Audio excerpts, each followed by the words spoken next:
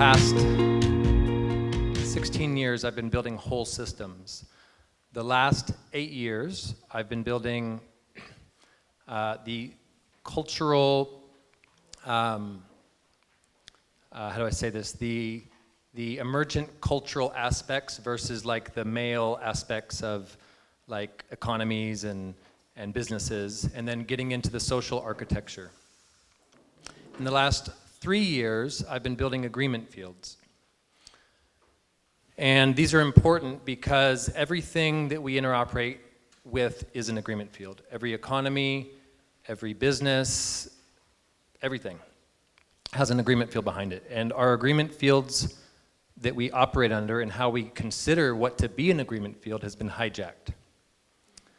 So the sense-making process that we're calling ACT, Agent Coherence Template, is a critical core piece of the organizational model called ASPO, Autonomous Zero-Point Organization.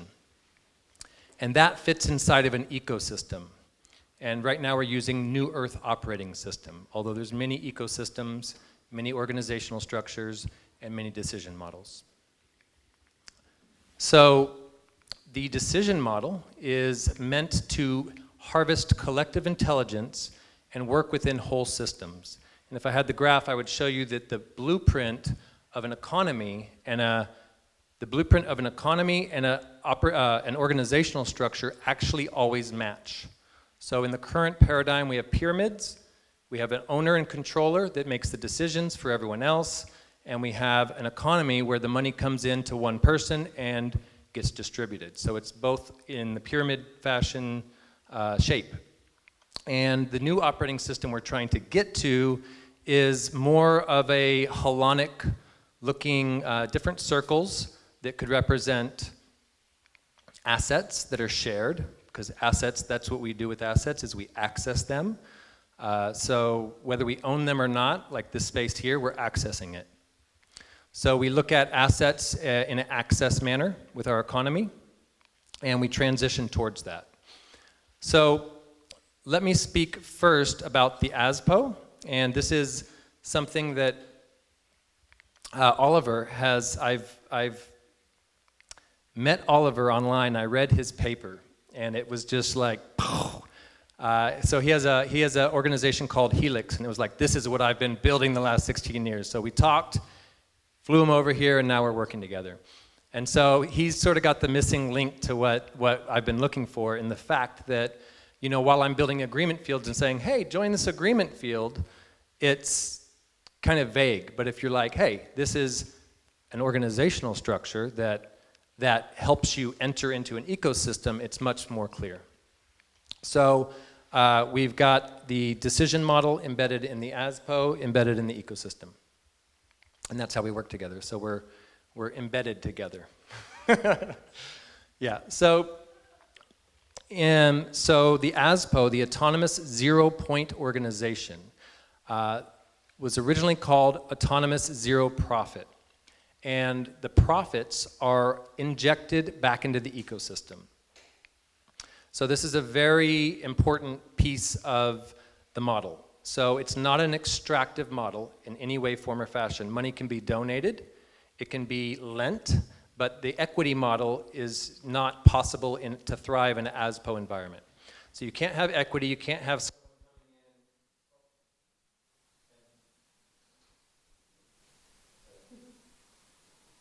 maybe the battery. All right. So you can't have, this is beyond the ownership model. This is into whole living systems. So the new paradigm is purpose-driven, self-organized, and whole living systems. So if we're part of this economy, we're part of this world, we're a part of that paradigm. We are a part of that system. Whether it's whole living system, it's debatable. The what? The elements of it is purpose-driven. The new paradigm, the teal paradigm, consists, it's organizations as a living system. The three main pieces are purpose-driven,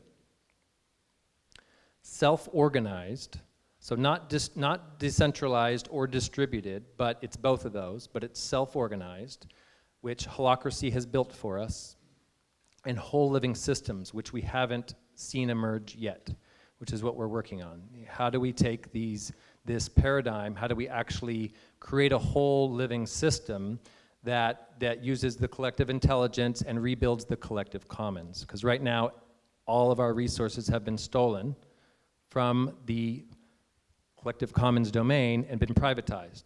Everything's owned in an ownership model, and that serves the people up top. That's helping. They want, the more sole proprietor structures that are happening, the more people have a pyramid structure, the more that system thrives. It's dependent on it. So let's start with the ASPO and then we'll move into the decision model. But I really want to hone in with you guys today the decision model because it's the core of everything. And then we'll get into a question and answer afterwards. But the ASPO, once again, do you want to speak like a little bit on the ASPO? Just kind of give a brief. Sure. All right, so Oliver here. Let's start with a bit of history. The ASPO came through as a download about 1.5 years ago. Cool. And personally, I want to have the humility to say I don't think I'm the creator of it, but more the steward that has come through. And that notion of stewardship is one that is incredibly important in an ASPO and new paradigm ecosystem. Many times already today, I've heard people talking about ownership, how more people can own something, how we can own an NFT together or co-own a business. And although that's an improvement from our current economy, where only few people are owners to many people are owners, it's still relying on the same underlying principle, which is that we can possess something from our ego that is outside, possess with our ego something outside of us. And that fundamental assumption, I think, needs to be challenged if we're going to be moving into a new paradigm where we recognize the divinity within us, within all things, and start seeing ourselves as custodians and not controllers. And that's where the word stewardship comes in, is how we look after things together. Now, in the stewardship model, you end up often having very similar rights and access than in an ownership model. But the energy through which you interact with things is completely different because you're in one of looking after. It's like a child. You never own a child. You look after a child until they can stand on their own 2 feet, go to university and get laid, and then that child is its own being and is able to steward itself, hopefully. So the same is true about all things, including things like ideas.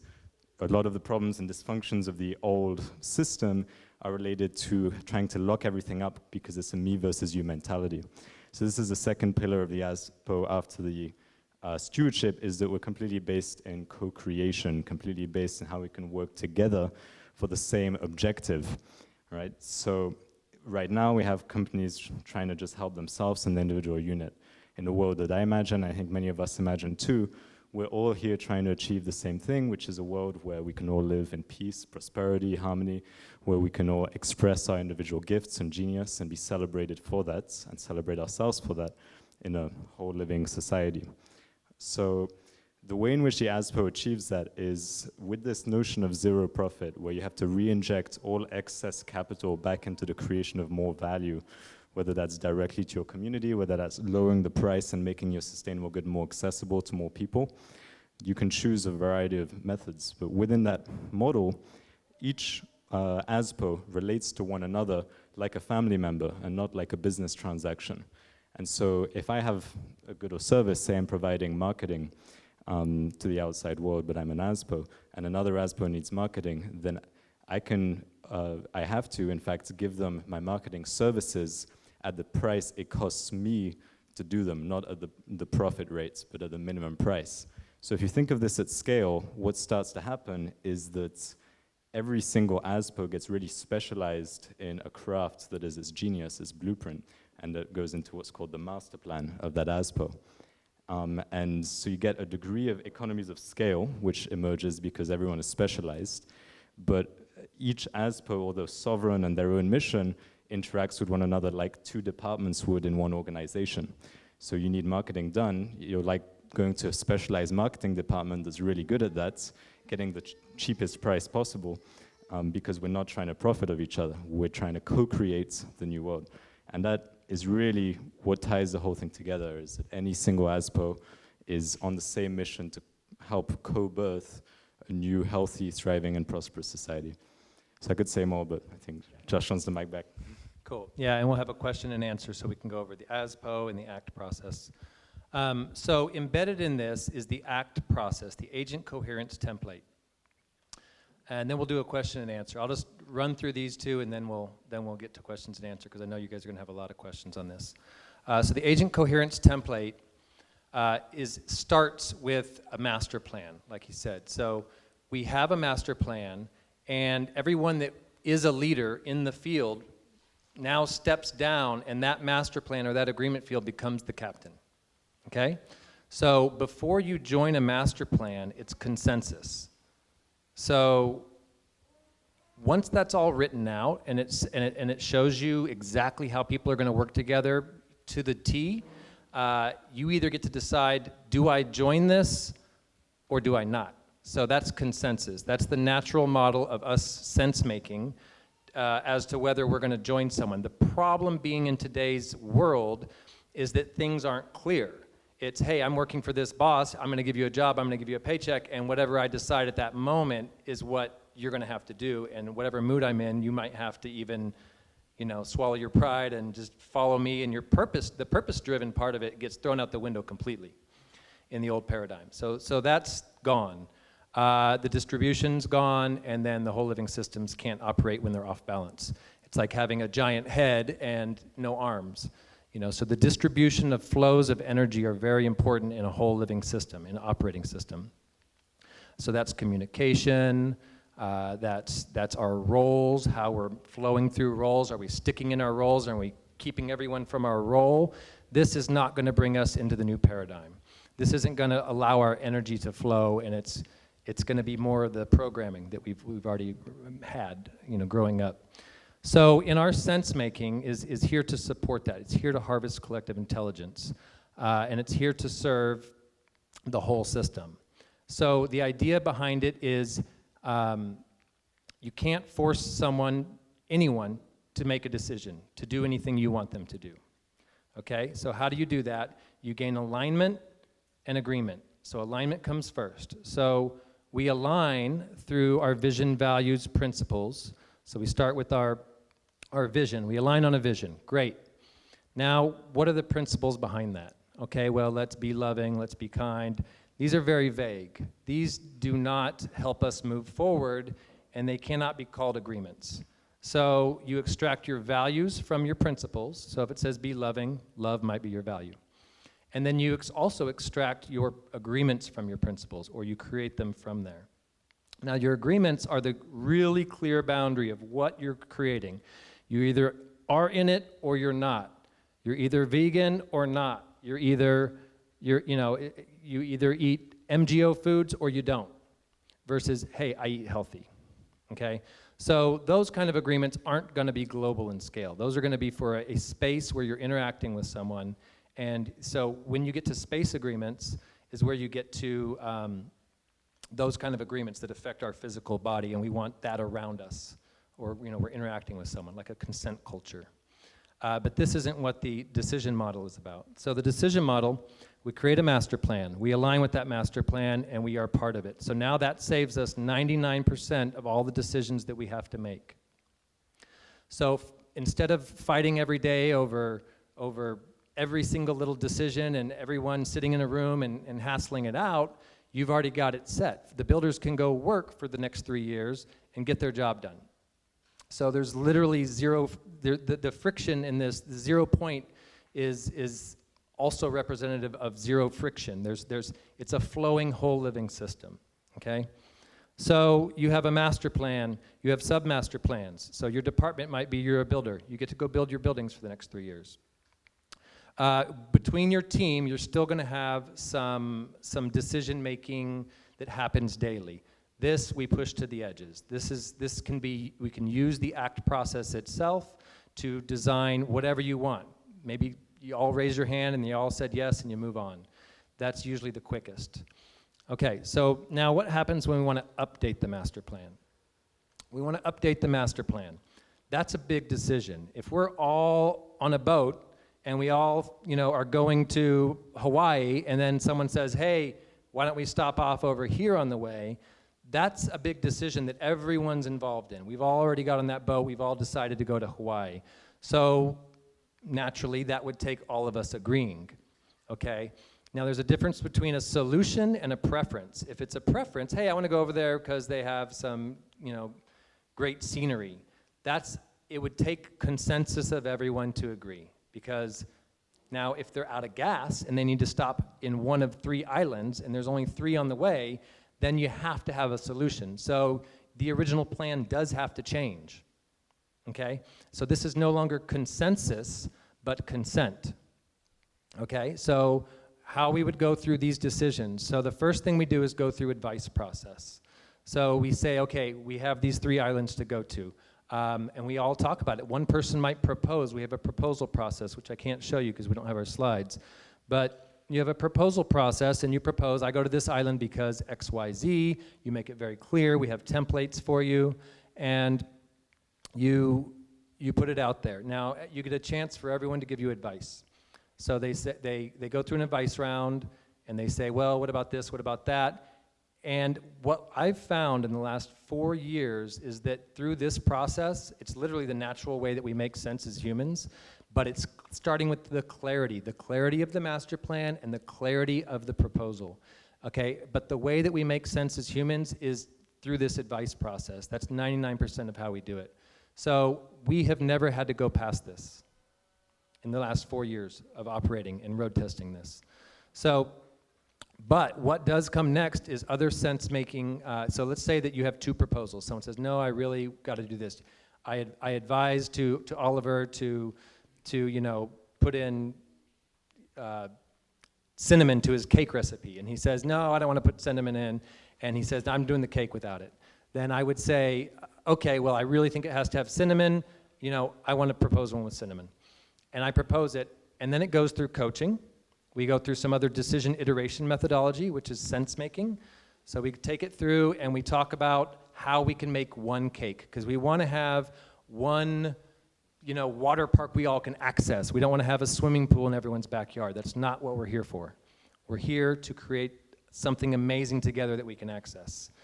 And so the only way to do this is to try our best to create one thing. And so it goes through decision iteration, and then if it just can't be the same, then we look, can we do both? This is where voting falls short, because it's one or the other. There's no sense making. People, they don't even talk to each other. In whole systems thinking, you always want to talk about a decision with people. You want to interact. What people end up doing in today's society is they go in their own homes, they make a decision, they write it down, they pass it in. So that's not using the collective intelligence. So what we do is we have a chance for advice, we have a chance to do both, and if you can do both, great. There's the rare case you can't do both, and in this case, we use a value wheel that was invented by Futurist Playground. And in the value wheel, basically the values that are gonna bring you to where you wanna go, that are based off your principles, which all match up in our future system that hasn't quite been built, but for now it's analog and it works fine. But in the future, all these things match. And so for now, but you still can take your values, put each decision, does this decision A match my value of autonomy, of safety, of love, of freedom? Does it match my communities? And does it match my society? And maybe the world, depending on how far you want to take it. Now, we can literally map out decisions based on what fits our values better, and we can see one decision is way down, it's below the threshold, we don't even want to think about it. Then there's 2 up here, and which one's higher? We can literally use collective intelligence to map out these decisions. And then we can, decide to go with that one if we can't do 2. So that's it. The last thing I want to say about the ASPO is, yes, there's a process that we're fine-tuning in, and we're at this brink of innovation where we're literally, and this is a request to everyone here, we're literally at the point where as we build this house together, we're coming in, we're building a project together, what do those key holders look like? And Riki's helped me with this. His Seeds has built a little bit of this back-end multi-key holder technology so that we can, but we really want to have it so smooth and so easy that literally anyone coming in can say, hey, I pronounce this, this is my original creation, I'm giving it to the collective. Doesn't mean I can't bring what I brought with me when I leave, but I'm bringing it now, and we all get to create, instead of intellectual property, it's an intellectual creation. An original work now turns into a creative work, or what's it called? Emergent work. Okay, emergent work. So now we have emergent works, which is how nature works. If I'm in a collective and I say, hey everyone, I think we should put yellow trash cans in the corner, and then everyone says, that's a great idea, you can have a trash can, that'll solve the problem. Oh wait, but I thought of the idea, it's mine, don't do it. I'm gonna go on vacation, I'll be back in a couple months, don't do anything. I've sort of like blocked the progress. So how intellectual property actually works is if you want to own something, you keep it to yourself. That's how the law works, that's how they advise you, any lawyer will advise you, keep it to yourself. If you want to bring it to the table, you bring it to the table. It's pretty much that simple. Okay, that's the first round. Does anyone have questions? It's okay. I don't think there's... Hi, thank you so much for this talk, for the mapping and everything. I mean, I've been working with my founders and we've created what we considered a conscious company. But financially, we're an SCorp. We're like B certified, B Corp certified. How would you suggest that we transition from our SCorp into this particular model? Because it's ideally where we originally wanted to be originally. Yet, like, there are certain people within our organization who have invested more resources or more time, and how does that all get reconfigured? Yeah, so we have a level 1 ASPO, which means you're not part of a whole system. You're out there, you're an ASPO, you're aligned with the principles, you've created an agreement field that is considered an ASPO, but you're not ready yet. You have intellectual property, you have stakeholders, you have investors, you have the wrong structuring, you have the wrong decision models. So what we would do is we would form an ASPO under the agreement of whoever's the decider currently, and we have economic models that support this. So literally, this can be implemented with or without, this can be implemented through the current system or through the agreement of the individuals, of all involved. So in multiple ways. But you would create an ASPO fund that the profits, maybe all the profits, maybe you're dedicated to becoming a level 2 ASPO.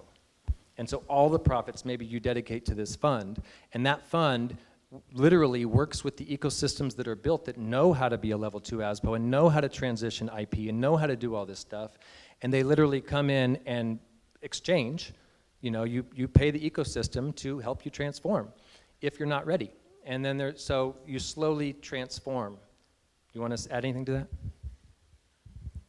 Yeah, I'll just add, in terms of the level 2 ASPOs, we actually have a case study that we're working with right now.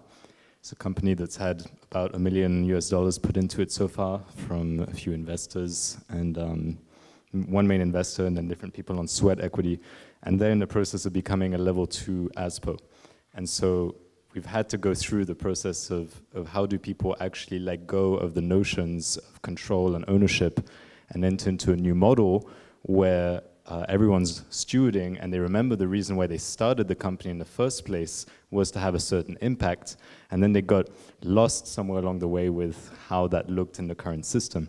So the way we're doing it currently for level 2 ASPOs is there's a pre-agreement at this stage that all shareholders will sell back their shares to the treasury of the company. And meaning that no one will own it anymore, and all of the shares will be legally owned by the company itself. And the value at which those shares will be sold back is determined based on the current value of the company, not the future value once it becomes part of an ASPO. And in that process, all of the people involved can still be involved in the ASPO and still want to work there and still want to be part of the company. They're just not owning it anymore. They're now part of the stewards who have roles and can be employees of the company and still get paid properly, but essentially they've let go of the need to control it from an ownership perspective. And so what really changes is they give up the idea that they'll get big dividends one day, but they still get paid back for what they put in money and in time. Once the ASPO reaches a certain key performance indicator, such as cash flow positive plus growth, then it can pay back the people based on the agreement that was made at the time of beginning the transition.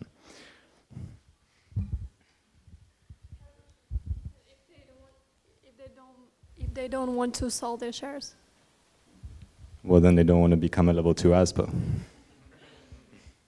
They can be a level 1 ASPO and work in some ways with the ecosystem, but they won't. When you're a level 2 ASPO, one of the key defining things is that you're now supported by the whole system. You hold a key role. If you're not doing so well and you're holding a key role in the ecosystem, then you'll have all the finances you need to keep doing that because it's operating as one living body. When you're level 1 ASPO, you're still under the assumption of the illusion of separation of your organization and the system. So it's joining a collective at the expense of your own need for protection from feeling separate.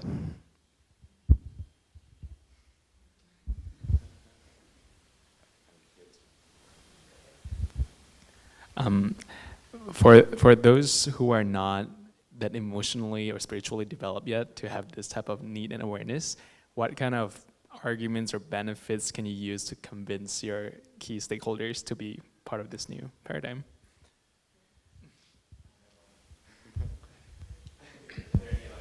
A lot of the people out there today that we're speaking to are wanting something to give to their kids, for example. So what world are you leaving to your kids? Are you leaving them, with some money where they can be dominated by others and they're living in this chaotic world, or are you literally leaving them a legacy of a world which they get to actually have true wealth, happiness, purpose, joy, passion, everything, and abundance?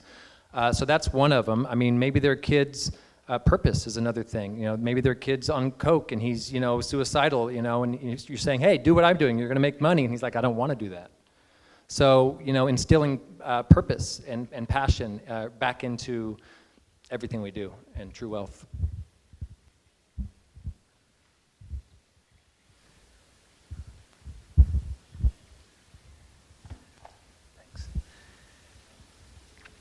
I found the description of from going from level 1 to level 2 really helpful, because I still feel like I'm relating to an ASPO how I may to another organisation that I would recognise in the current system, and I realise that that isn't how I should relate to it at all. But can you help me move my mental model of it from the current system to the bigger one that you're talking about? Like, are there any threads that we recognise now that are still relevant in that? The main thing is the degree of separation, right? In the current paradigm, it's me versus the world, and you're born somewhere, and oftentimes you're already indebted to the system in some type of way, and you have to earn your way to be able to at least take care of your own needs. So it's a very me-centric paradigm. In the new paradigm, it's much more of a collective-centric, where we all support one another, and it is our birthrights to benefits from the natural abundance that the planet is able to provide for everyone. And we have the technology around the world to be able to support abundance living for everyone now. There's no doubt about that. So in the transition process from the level 1 to level 2, the main shift that has to happen is the understanding that I am no longer doing something alone, but I'm doing something on behalf of the collective, even if I can maintain the source stewardship of the idea. So what does that mean, source stewardship? We're not trying to say, well, it was your idea and then it just belongs to everyone. No, you still have the some form of authority for being the channel and the mission through which that idea has come through, right? And that gives you special rights sometimes to prevent passing certain decisions which could sabotage what you started it for in the first place. But in that transition, you're stepping down from being the one who's in power and controlling it, to protect yourself, into the one that's stewarding it, looking after it, so that it can actualize its fullest potential and serve the collective and everyone involved to its greatest capacity. So it's really a shift from how do I protect myself, my family, with my income and everything, into how do I serve at the best capacity of the society. And we all know this, right? Energetically, if we're in a motion of service and giving, then we will be able to receive for everything that we give out. And so even though we have mechanisms to allow this within the ASPO, natural law will dictate that that will happen anyway, where you will receive back and be fully supported by the whole system as well.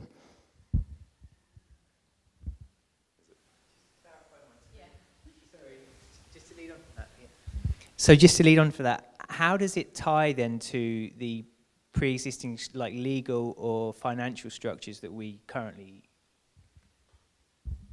So we researched for about 9 months how to modify current business frameworks to enable an ASPO to operate. And the biggest challenge is to remove ownership and to put it into stewardship. So it depends on the jurisdiction to answer that question. But the typical use case scenario is that all of the equity shares of an organization become wholly owned by the treasury, the organization itself in legal terms, with a mountain of barricades where certain members are contractually bound to object to any motion to change that, and where essentially you create a container within the current legal form which allows the ASPO to operate fully as an ASPO, which allows decisions to be fully distributed and non-hierarchical. And because there's no equity shares, you create what's called governance shares, which are issued to every member of the ASPO, and which give you the legal rights in the legal system to make decisions for that company without having to have a CEO or director. You have a governance share, and then you still use the act process, but legally speaking, everyone has the rights to make decisions for that organization. There's much more, but that's the essence. Yeah, and there's many ways to do that. So in a legal corporation, which is bound to the codes of the current system, that's a great option. There's lawful options, which we get to literally design it however the hell we want. We're still challenged with how to distribute the authority, which really basically comes down to the carte blanche ownership model and distributing that to teams. So Holacracy has done that for us. So we're able to do that if we do it right, if we embed that into our model.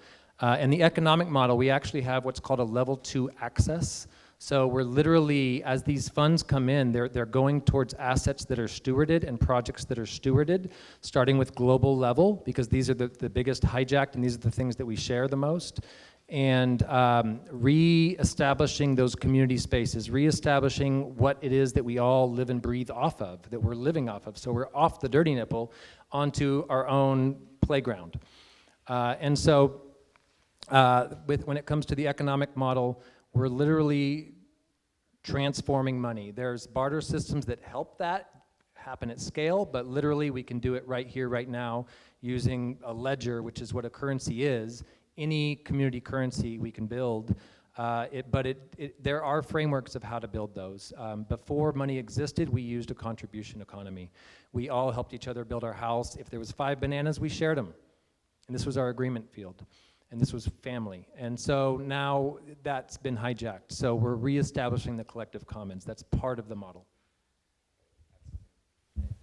Yeah, so just to add to that, we humor the legal system while we still have to, but the legal system will not last forever, and we don't have to do anything to help it collapse. It's on that way anyway. And so what Josh is talking about with the L2A, level 2 access, is already today, with current laws, an organization type which doesn't require a legal shell around it to operate, so long as it doesn't touch fiat.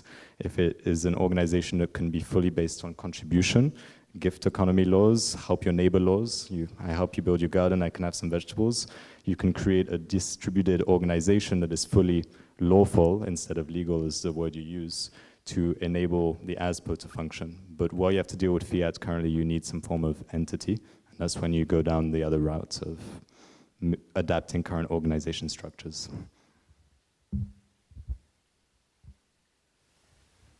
More questions?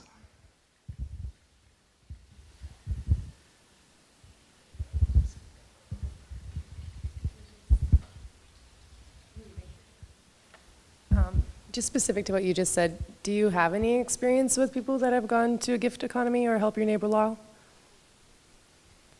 Do you have an experience of those that have already transitioned to the gift economy or help your neighbor law aspect with this? Yeah. We've built our own contribution economy. However, the interface that currently exists that's the best is there's a national one called Simbi.com, and it's for time banking. Time banking laws are the Help Your Neighbor laws. And you can go on there and find all kinds of people to exchange with this token.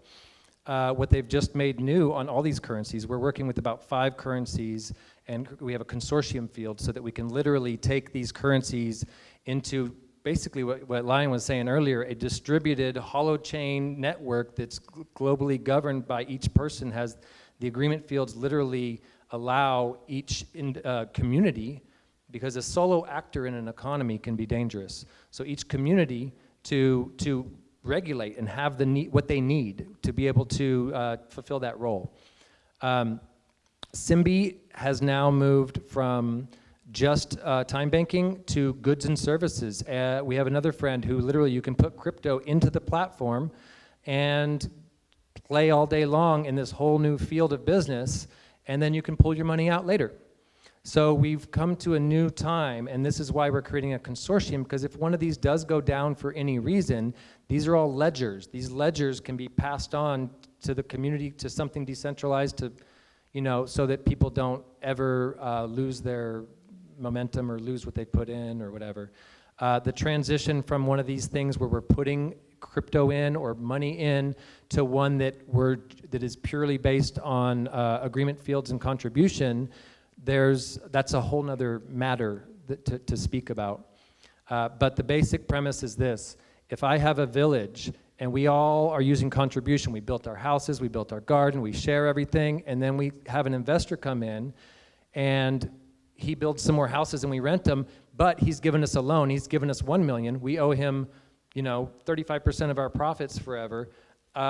We're now in eternal debt to somebody. We now have lost our economy. We've completely, and this is how the stock market works. If you see the triangle, the work's being done at the bottom.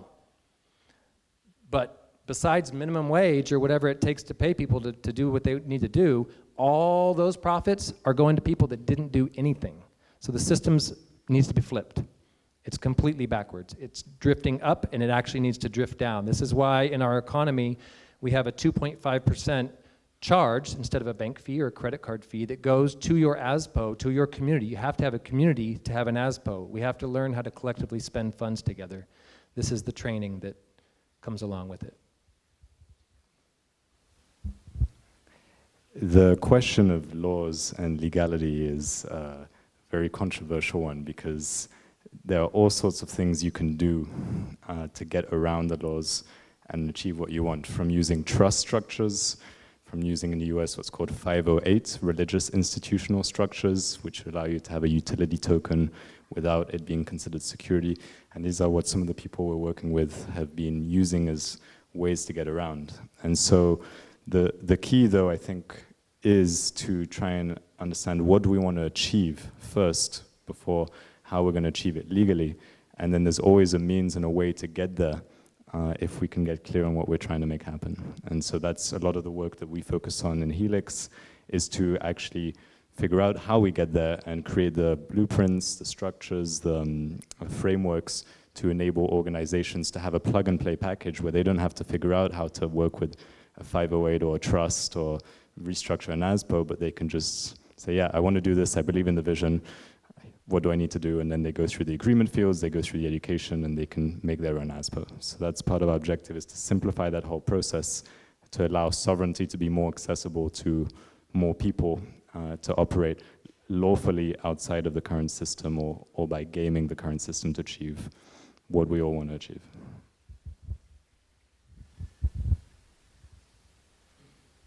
How does financing work in an ASPO? If someone wants to contribute financially but not through sweat, how does one get rewarded if he's not a donor? It depends.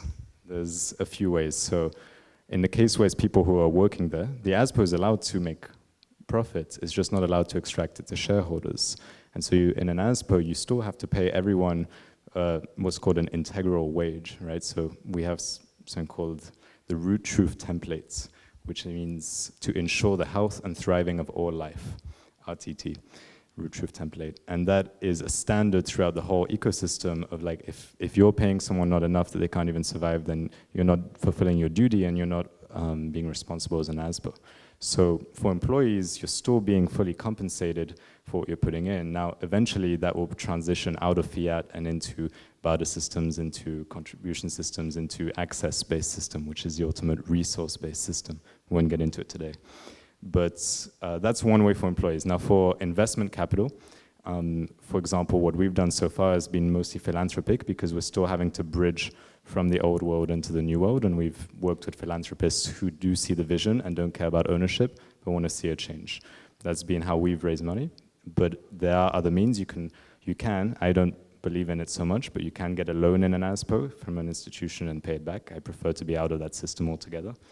And the other thing you can do, which I think we discussed briefly, is the fund, where someone can contribute a good or service or an ability to the ASPO without compensation at the time of contribution because there's not energy to give it back, but with a smart contract agreement that at a certain point in the future, they will get paid back should that ASPO be successful and reach cash flow positive, for example. And what the fund allows is a very unique model where everyone who's helping out, their highest intention is that the project succeeds because then that's how they get their energy balanced versus the VC world where the highest intention is to make money, not for the project to succeed. And so you end up, if you think of it metaphysically, with all of the intentions of everyone being placed on the success of a certain project because everyone's invested in it. So yeah, that's some of the ways. I mean, capital is certainly a bridging thing because the fiat is from the old system, so you have to get a bit creative with some of the ways too.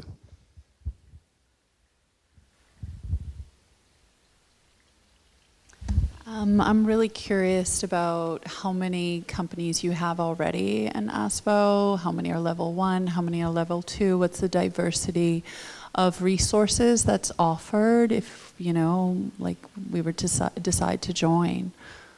Okay. Just starting, I'd say, that's also for the recording. Okay. Cool.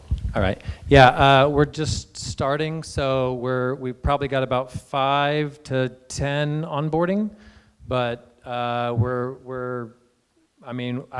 we've been running these types of organizations for multiple years, and to become an ASPO and later join an ecosystem is completely available. To create our own ecosystem is available, but I think it's stepping out of the world of someone, I'm working for someone. So even when you said employees, it's a level 1 mind frame of, you know, we might be stuck in a company where that's the only choice we have. However, in the true ASPO model, we're not employees. It's like a family. We're doing it together. We don't pay each other. We're in it. Yeah? I was just saying maybe like contributors would be another word for employees. Contributors, yeah. So contribution, and at least in my definition, is you're contributing to the whole. You're contributing to something bigger versus like donating. I'm giving to you. You're contributing your time, or working for someone, which is totally different too. Yeah, just to further answer that, we're in a situation now where there's much more demand than supply availability for ASPOs. So we have a growing list of projects wanting to become them, but it's too time consuming for us to work one-on-one with them. So all of our efforts are being put into creating documentation, education series, pre-made templates, agreement fields, to be able to streamline that process. So our timeline is roughly between now and February to have finished creating a full package that can allow ASPOs to scale quickly. So not so many right now because we are still building out the core foundational pieces. Yeah, so we're able to handle probably about 5 that are actually up and going at the current moment, because we can literally feed drop the agreements into we're using Notion right now, we can feed drop, it takes so much time for people to align. I mean, people aren't ready energetically to get there. So this is all about discernment, alignment, who are we working with, what is our team, what's our vision. There's so much work for those wanting to be an ASPO to do, that literally the ones that we've been working with, we're waiting for them to catch up, you know. So it depends on how dedicated you are. And that work is going to gradually reduce as coherent education and documents and case studies emerge. It's especially high now because it's the beginning.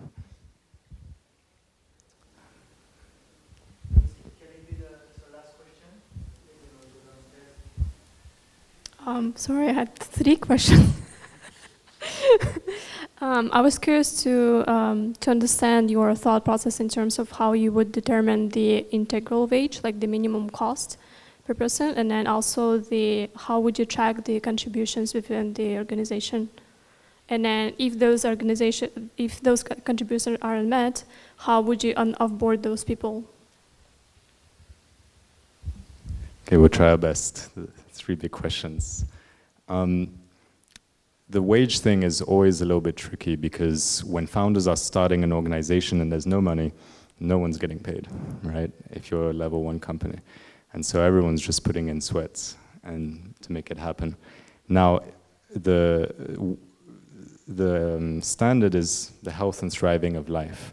So if it's going to be completely different depending on where you live, what's a reasonable amount for you to be healthy and thriving. If you live in New York City or in Bali, you need way less money to live in Bali than in New York City, right? And so, although the ASPO is the one that's defining how to pay people, don't forget there's no one person like in a hierarchy that is making that call, which is leading to abuses that you may be pointing to. Because everyone here is working together in service of creating a benefit, then they're defining what truly will enable them to live a fruitful life without being in excess, but without being in lack. And in time, there will obviously be guidelines and some form of process where things can get flagged if there's an abuse in either direction, paying too much or paying not enough. We imagine that there will be certain ASPOs who are dedicated to helping maintain the whole thing, where they kind of just help us to come and sort things out if there's a problem. So that's in terms of the wages. Contribution, we have a whole sub-project that's going to go live very soon, or we'll release the first paper. That's called the Value Mapping Project, or ValMap, where we did a big peer review of all of the intangible things that need to be measured within a whole system in order to properly allocate and distribute value remuneration in all sorts of forms, whether it's in fiat, in money, or whatever. And we measured, I think there's like 20 different indicators needed. We haven't implemented it technologically, but we're at the stage of having done the study of what we imagine would be needed to properly assess that. But that is obviously something which still needs experimentation. And then offboarding, in the end of the day, so when you're joining the ASPO, there's ASPO onboarding agreements, which we actually just finalized last week.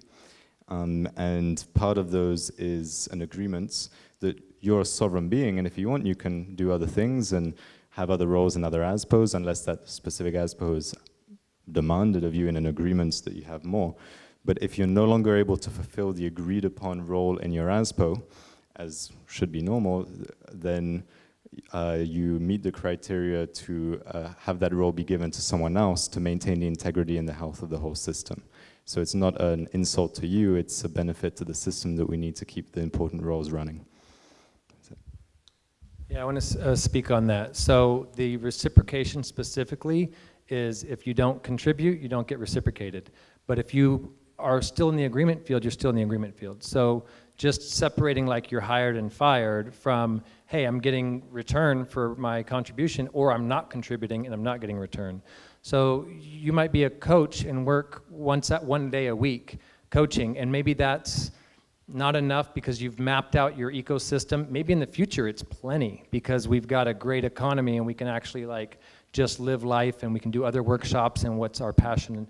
And in the beginning, we might have to do something that, you know, maybe we have to maintain the gardens or whatever needs to be done in order to get that reciprocation if we're on that model. So those are literally passed out to the edges.